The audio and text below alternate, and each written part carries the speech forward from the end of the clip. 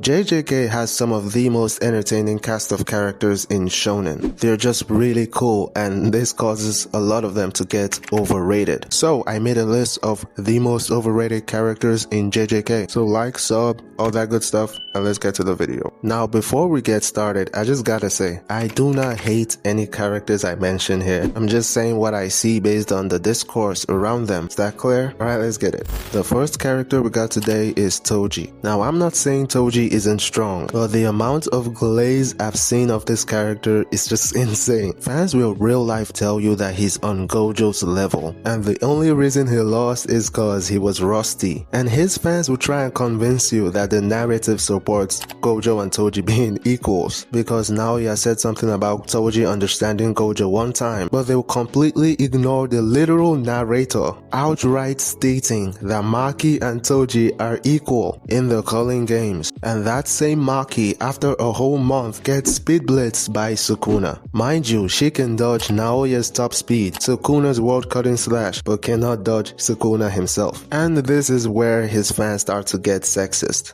If you are in any way, shape or form a JJK fan, you must have seen a Toji fan say, Maki and Toji cannot be equal because Maki is a girl, or Toji has the slight edge because he's a man and, you know, biology and all that stuff. Bro, this is a fictional story where the narrator states that they're equal. The only reasonable thing to bring up would be experience, but then again, who is Toji fought? Maki's out here boxing Sukuna twice. Toji couldn't even fly against Gojo, by the way, he needed the chain of 1,000 miles to reach him. But these guys would turn around and steal every single Maki feat because they're stated as equal, and then deny that they're equal. I don't understand. He's top tier, but wherever you rank Maki is where you should rank Toji as well.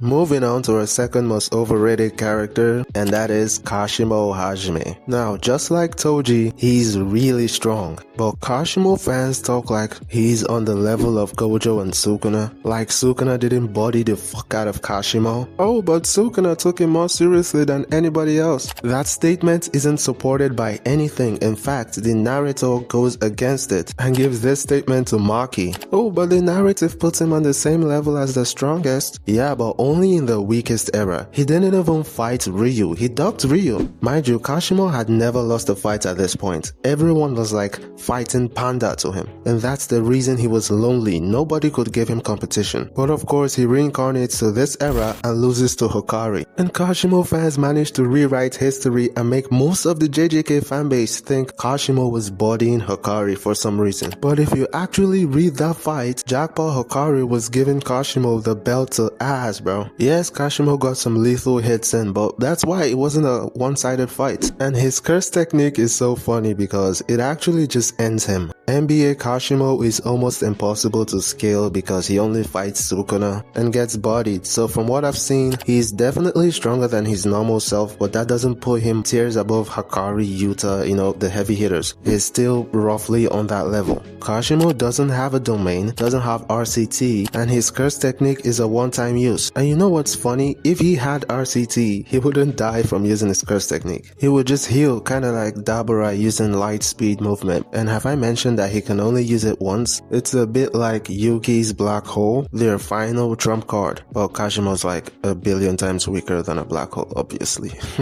Speaking of, that brings us to our third character on this list, and that is Yuki Tsukumo. Her case is funny because it all comes from one panel, and you know, the one where she punches Kenjaku's guard off, and I understand. Her curse technique is really broken, it's mass. But that one panel has Yuki fans thinking she can just punch through the guard and heads of anyone. She lands a hit on Gojo is GG. Sukuna, Yuta, Ryu, literally anybody, they're done. One shot, Yuki wins. Even though she couldn't do exactly that against Kenjaku after she landed her hit. Kenjaku's head not flying off proves that reinforcement is enough to defend yourself from Yuki's punches. And the worst thing for this agenda is the narrator calling Yuta the second strongest of the modern era. In Yuki's era, Yuta is only behind Satoru Gojo, and that was Sendai Yuta. Sure, you could say it's only unusual abilities, but unusual abilities is just Jujutsu. It's basically saying the same thing. Yuta is the second strongest Jujutsu sorcerer behind Satoru Gojo. There is nothing there. And some of them will try to bring up the black hole like, we already know this doesn't count, cause it ends the fight for her and whoever she's fighting, so it doesn't matter. And now the fourth is Mahito, and Mahito is truly carried by his curse technique. Idol Transfiguration is too broken. It's one of the strongest curse techniques in the entire series, but Mahito himself is weak in the grand scheme of things. Fans will tell you anyone he touches, no matter how strong they are, is done. He couldn't even one-shot Nanami, and he said it himself. Sorcerers subconsciously protect their souls. Nanami's reinforcement isn't even that good compared to like special grades. Mahito isn't one-shotting the top of the verse, let's be real. He was struggling against Shibuya Yuji, and fans think he loved his Jogo. Do we really think Jogo would struggle as much as Mahito did against Shibuya Yuji? I don't think so. Is that a hot take? I don't think so. But all that's to say that Mahito isn't touching any top tiers. Come on now. I see some people do Mahito versus Yuta in 2026. Like RCT isn't anti-curse spirits. What are we doing, bro? And that brings us to our fifth and final character for this video, and that is Modulo Yuji. His case is very different from the rest because he's actually up there with Gojo and Sukuna, you know, a calamity grade or whatever the kids call it these days. So swordsman, if he's up there, how is he overrated? And oh boy, if you see the amount of nonsense that gets said about Yuji in Modulo, you would lose faith in this fandom. Just the other day I saw a poll with Yuji, Ichigo, Naruto, Asta, and it was who is the strongest here, and Modulo Yuji won that poll by like 50%. And I don't know if it's satire, I don't know if they're really serious about this, but I'm convinced it was ever since the leak culture of JJK came back and the brain rot started to fester in the community again. Everyone stopped reading the manga and just checking for hype edits and spoiler videos. We saw a huge rise of misconceptions all over again, and that's where we get this Modulo Yuji versus both Gojo and Sukuna at once.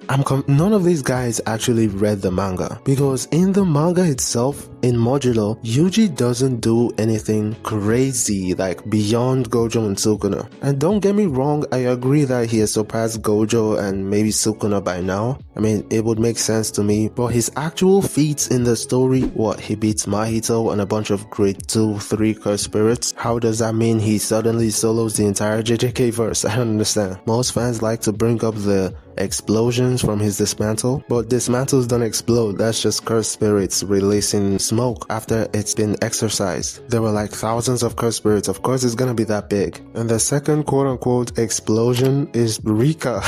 So if you're gonna use this feat, just know you're also talking about a weaker version of Rika than the one Yuta had. No, it wasn't Dabura. He only used the domain expansion, not some explosive attack. And no, Rika didn't use all of Yuta's cursed energy. She only specifies some power behind it. Plus, cursed energy output is a thing and would make that impossible. You can't just use all your cursed energy in one attack. I mean, get this, we have Dabura running at sub-light speed, something that is confirmed to be the fastest anyone has ever gone in JJK. This includes Yuji, by the way, but fans will tell you that Yuji is faster than Dabura. I think Yuji beats Dabura, but that's besides the point. They talk about Modulo Yuji like he's Goku or something. There's the same way they used to glaze Gojo back in the day, but I digress. And so that brings us to the end of this video. I would have included Gojo in here, but I think the pendulum has started to swing towards him being underrated even. So tell me in the comments, do you agree or disagree with my list? Are there any other characters I didn't mention that you would like me to mention in my next video perhaps? Remember, I do not hate these guys. And with that being said, thanks for watching. Please do not forget, like, subscribe,